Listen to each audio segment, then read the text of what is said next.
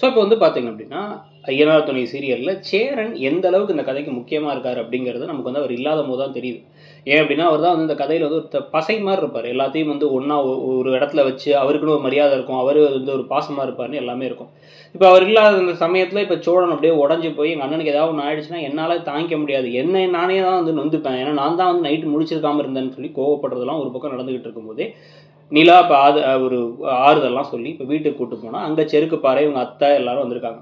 அவங்க வந்து நாங்கள் விஷயத்தை கேள்விப்பட்டோம், அதான் வந்தோம், கிடச்சிருவாம்பா, என்ன பையன் தானே, எங்கே போயிட போகிறோம் அப்படி பண்ணலாம் வந்து பேசி அதுக்கப்புறம் வந்து கரெக்டாக இவங்க அஜெண்டாவையும் உள்ளே சேர்க்குறாங்க. என்ன அப்படின்னா இந்த வீடு ராசி இல்லாத வீடு அப்படிங்கிறது வந்து நாங்கள் முன்னாடியே சொன்னோம், நீங்களும் இந்த வீட்டு விட்டு போனால் உங்களுக்கும் நல்லது நடக்கும் எங்களுக்கும் நல்லது நடக்குங்கிறாங்க. என்ன சொத்தை அபகரிச்சுக்கலான்னு பார்க்குறாங்க.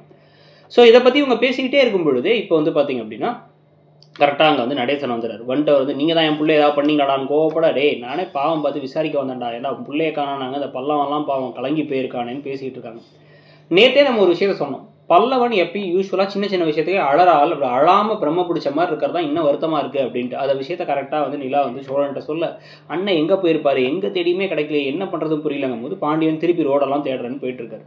இப்போ தான் நடேசன் ஒரு பாயிண்ட் சொல்கிறார். என்ன அப்படின்னா அந்த ஒரு பொண்ணு ஒரு ஹிந்திக்கார பொண்ணோட பேசிகிட்டு இருந்தான், சிரிச்சிட்டு இருந்தாலும் அந்த பொண்ணுக்கு நான் பிடிச்ச மாதிரி தான் இருந்துச்சு, அந்த பொண்ணோட ஓடி போயிருப்பானான்னு கேட்குறாங்க.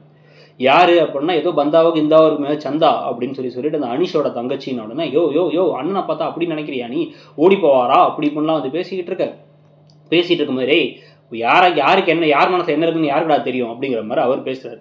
இப்போ அதை வேணாம் இல்லை அப்படி அவர் அங்கே இருக்க மாட்டார்னு சொன்னாலும் கூட லைட்டாக நெருடலாக இருக்குது சோழனுக்கு. சோழன் ஒன்று என்ன பண்ணுறாரு, நேராக அனிஷோட வீட்டுக்கே போகிறார். போய் கதவை தட்டுறாரு. அனிஷ் கதவை திறக்கிறாரு. அனிஷ் அப்படி தள்ளி விட்டு கதவுக்குள்ளே அப்படி எட்டி பார்த்தா உள்ளார வந்து சேரன் கதவு திறந்தாங்கிறதே பார்க்காம அப்படியே இடிஞ்சு போன மாதிரி உட்காந்து சந்தா கிட்ட உனக்கு புரியுது இல்லப்பா என் கஷ்டம் என்ன, என் தம்பி என் கஷ்டம் என்னன்ட்டு, அவனுக்கு என்னை விட்டுட்டு நிம்மதியாக இப்போவாச்சும் இருப்பானுங்களா, வாழ பழகி இருப்பாங்களான்னு பேசிக்கிட்டு இருக்க, பழகி கிடிச்சோண்டு ஒரு உள்ளார வந்துட்டார். என்ன நினச்சிட்டு இருக்க, ஏன்னா விட்டு போனாங்க பல்லவன் கலங்கி போயிருக்கானே அப்படின்னு தள்ளி விட்டுட்டு இருக்காரு. இப்போ நேராக இந்த கோபத்தோட இந்த வருத்தத்தோட வந்து இவர் வந்து வாடா வீட்டுக்கு அப்படின்னு சொல்லிட்டு அவங்க அண்ணனை வீட்டுக்கு கூட்டு போக அங்கே நடேசன் பலார்னு ஒன்று விட போகிறார். அவர் எல்லாரும் ஷாக் ஆகிற அளவுக்கு. ஸோ அதை பற்றி நீங்கள் என்ன நினைக்கிறீங்கிறத சொல்லுங்கள். அப்படியே மறக்காமல் இடம்பொருள் சேனலையும் சப்ஸ்கிரைப் பண்ணி நம்ம இன்னொரு சேனலான இடம்பொருள் நவ்வையும் சப்ஸ்கிரைப் பண்ணிக்கோங்க. தேங்க்யூ.